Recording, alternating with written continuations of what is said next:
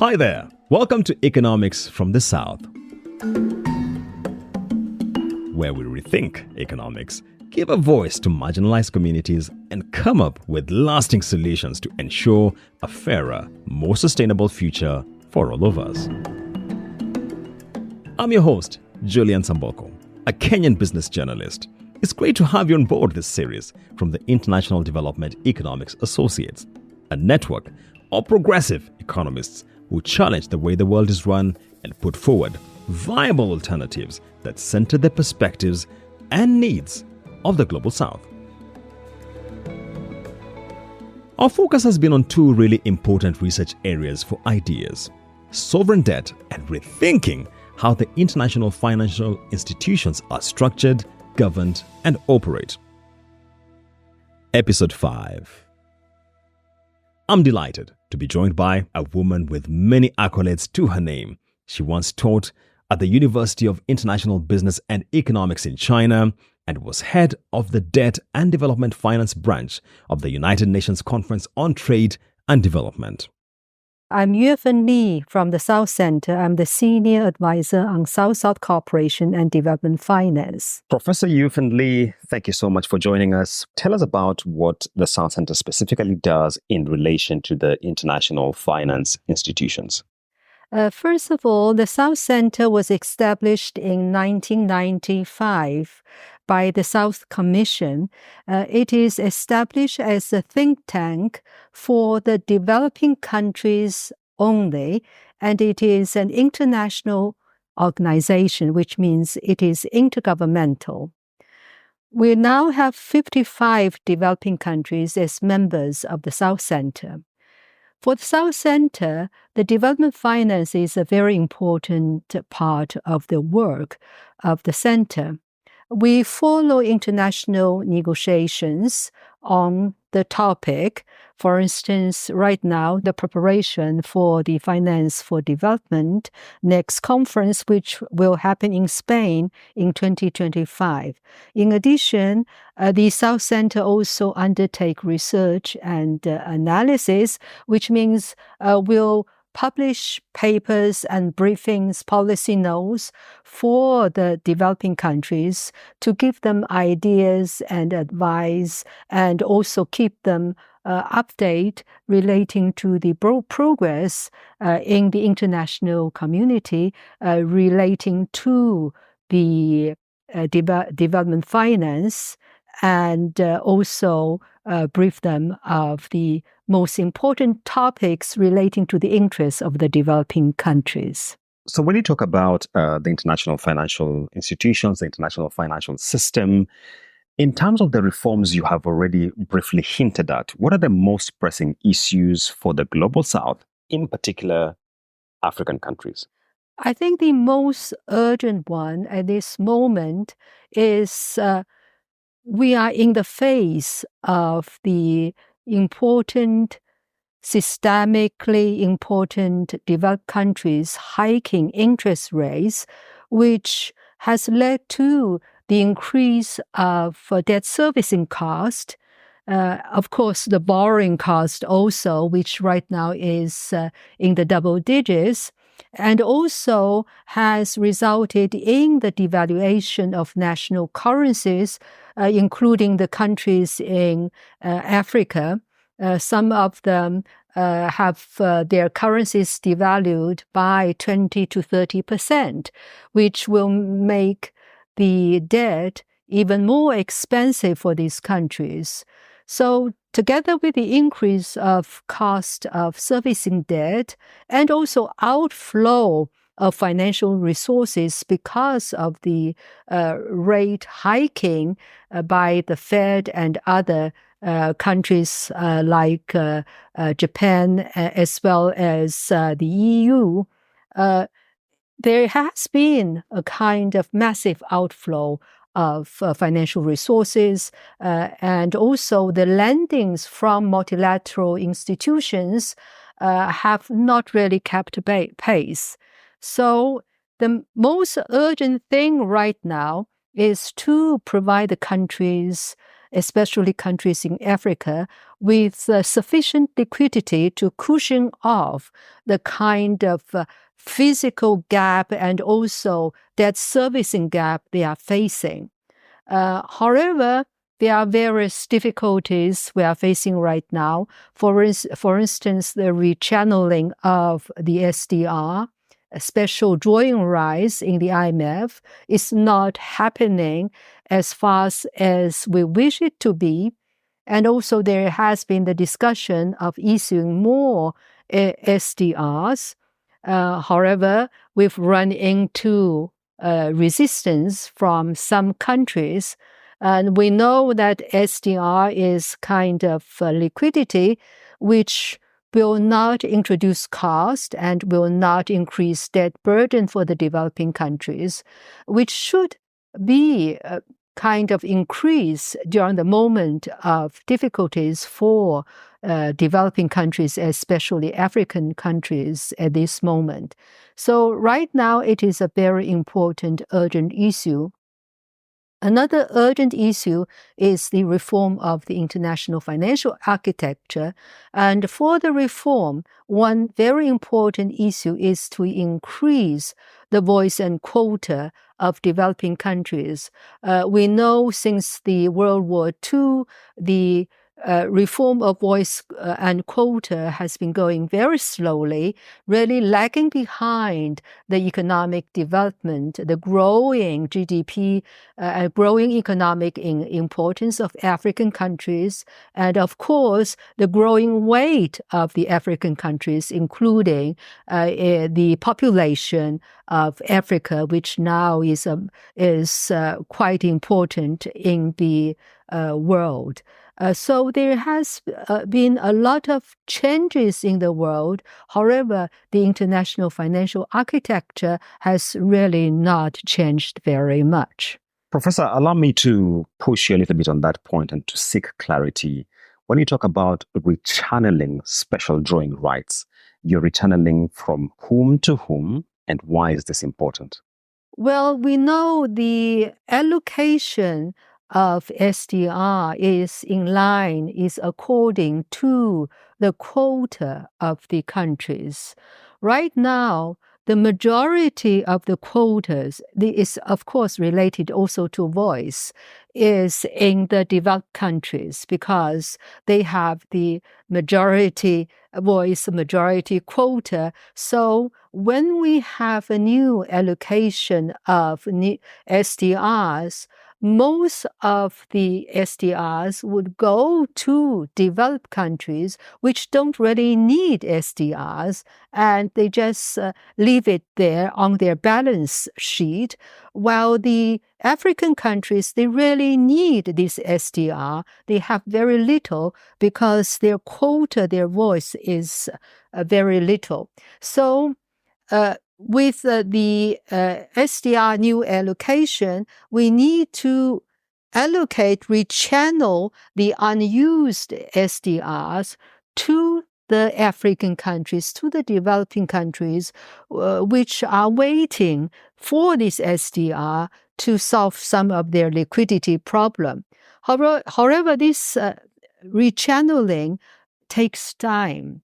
First of all, you would need to have the countries wish to transfer the SDR to the developing countries. And then you would need to have the institution who will handle the actual transfer. So all this takes time. It seemed to me that the pace of the progress in reallocation, rechanneling has been quite slow, unfortunately.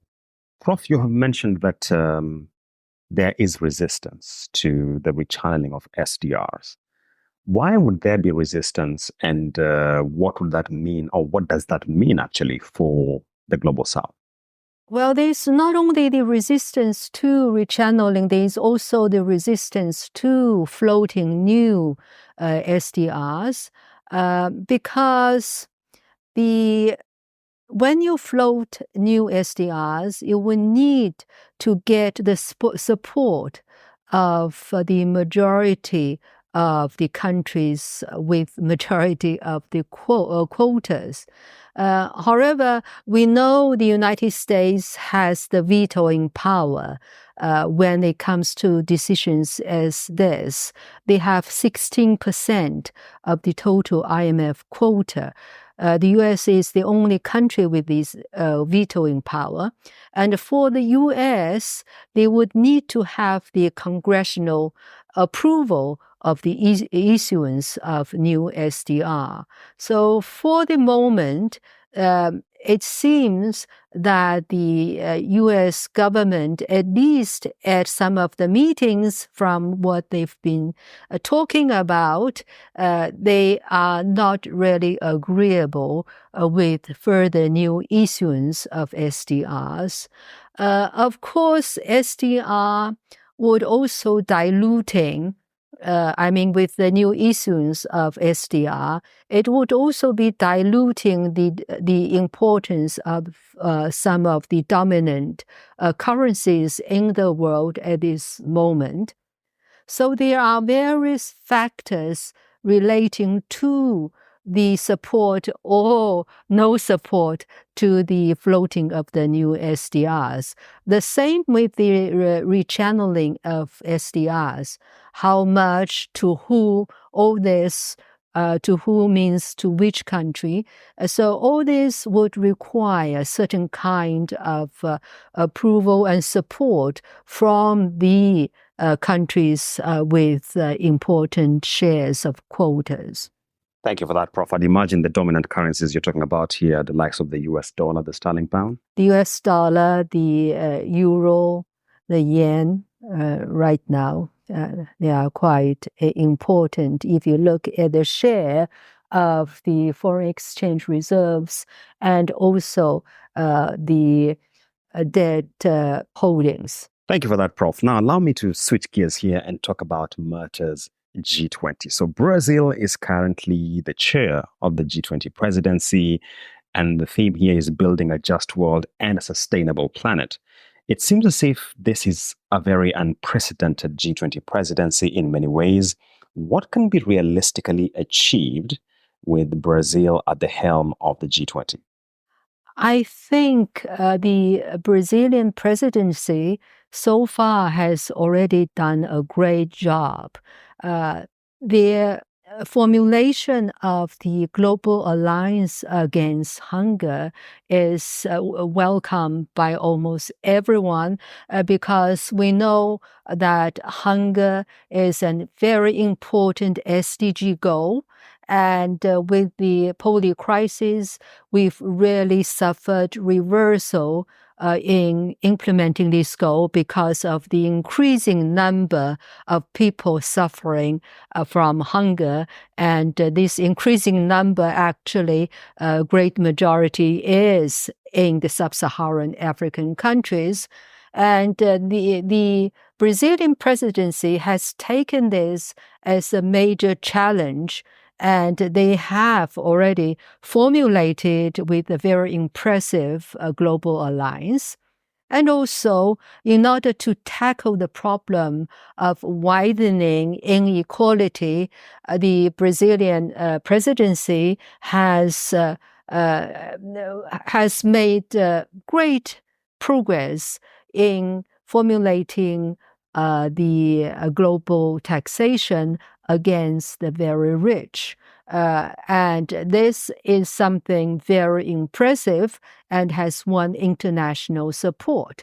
So we see the kind of difference when countries like Brazil is in the helm of G20. Professor, allow me to seek a little more color when you talk about especially the efforts being undertaken when it comes to taxing the very rich globally. We know there's been so much debate around how to structure, especially wealth taxes, when it comes to the global south. Give us a little more color around how that has been done, especially with Brazil spearheading the effort. I think for them, the most important thing they've done is to kind of reaching out and get global consensus or consensus from the countries within the G20 to support this great initiative.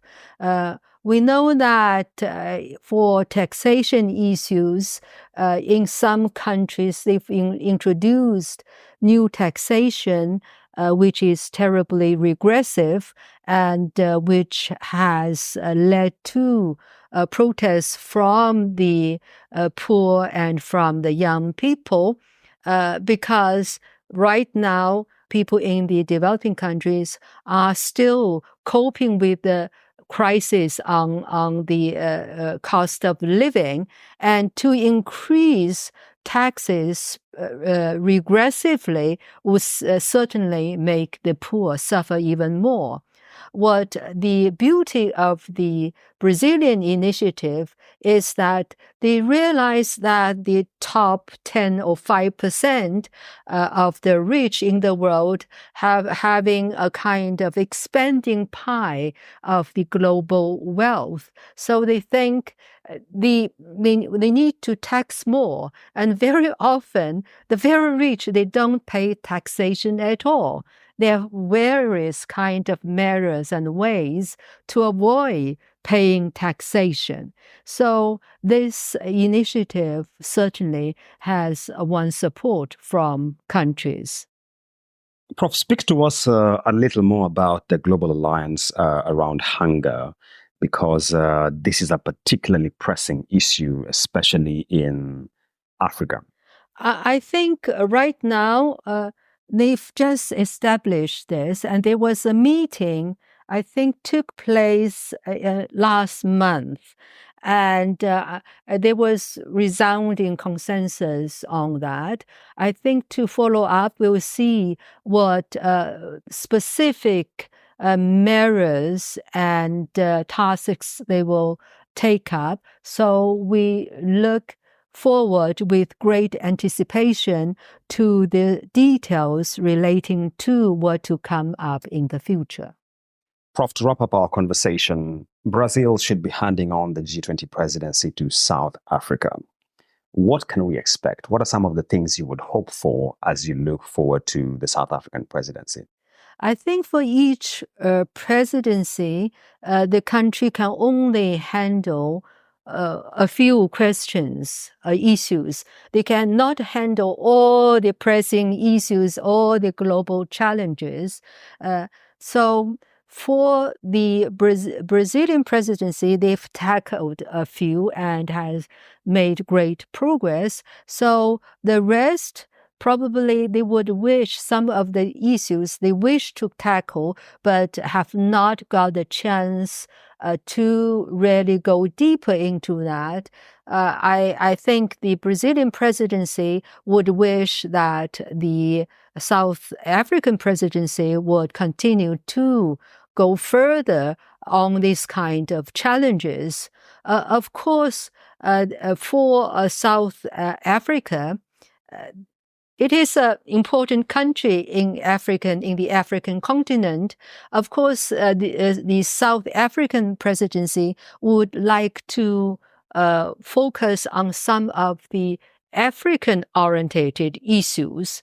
So at this moment, I think the South African, from what I know, the South African presidency is making preparations, trying to seek very broad kind of partnerships in discussing which should be the priorities that the South African presidency should take up.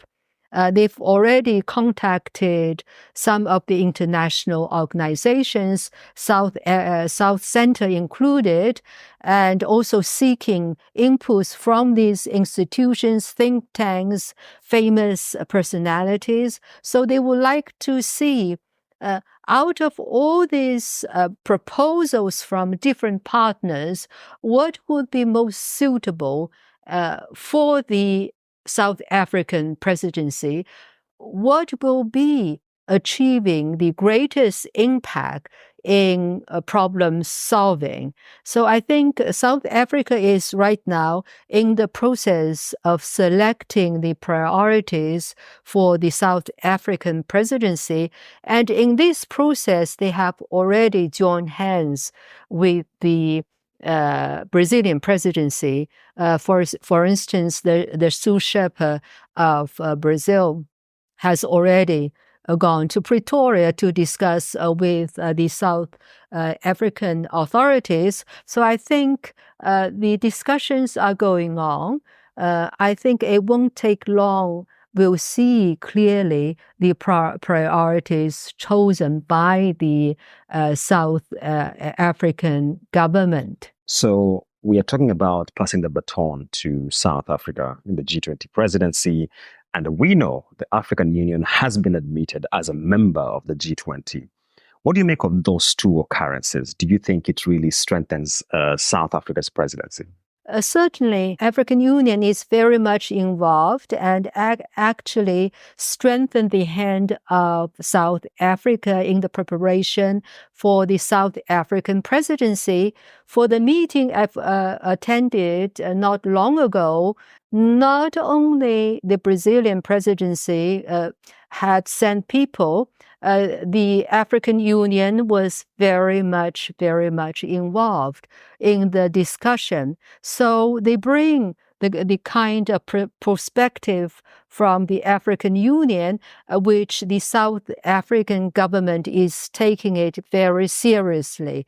So I think the African Union certainly will strengthen the hand of the South African presidency. From what I see, it's going to be a very strong cooperation as 2 as 1 for the preparation and for the implementation of the G20 South African presidency. Professor Yuefen Li, thank you so much for your time. Thank you. It's really nice to be here.